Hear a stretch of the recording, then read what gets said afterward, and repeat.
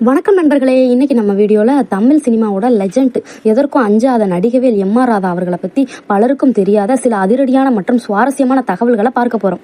அவரோட ஸ்டைல சொல்லணும்னா, ஏண்டா நான் சொல்றது உனக்கு புரியலையா, உலகம் உருண்டையானது எல்லாரும் சொல்றாங்க, ஆனா நான் சொல்றேன் இது ஒரு நாடக மேடடா அப்படின்னு நம்ம எம்.ஆர். ராதா சார் ஸ்டைல சொல்றாங்க.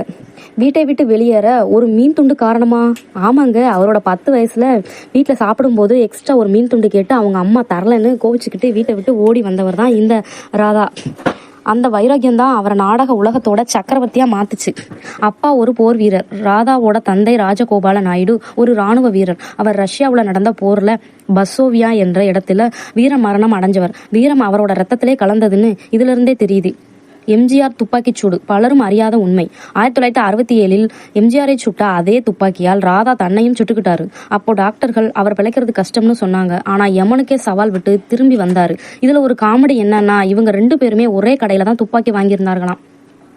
சிறையிலும் சீர்திருத்தம், ஜெயிலுக்கு போனாலும் அவரோட நாத்திக கொள்கையை அவர் விடல. அங்கேயும் கைதிகள் மத்தியில் பகுத்தறிவு பேசினாரு.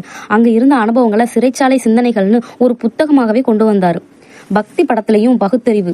அவர் பக்தி படங்கள்ல நடிச்சாலும் அந்த படத்திலையும் கடவுள் நம்பிக்கையை கிண்டல் பண்ற மாதிரி வசனம் பேசுவார். இதை பார்த்த குன்றக்குடி அடிகளார் மதத்தை தூய்மைப்படுத்தவே ராதா இப்படி பேசுறாருன்னு அவரை பாராட்டினாரு. மாபெரும் இறுதி அஞ்சலி. 1979 அவர் மறைந்த போது திருச்சியில் நடந்த இந்த இறுதி ஊர்வலத்துல கிட்டத்தட்ட 2 லட்சம் பேர் திரண்டாங்க. ஒரு நடிகருக்காக அந்த காலத்துல திரண்ட மிகப்பெரிய கூட்டம் தான் அது. ரத்த கண்ணீர் நாடகத்தை மட்டுமே 5000 தடவைக்கு மேல மேடை ஏற்றி உலக சாதனை படைச்சவர் நம்ம நடிகவேல்.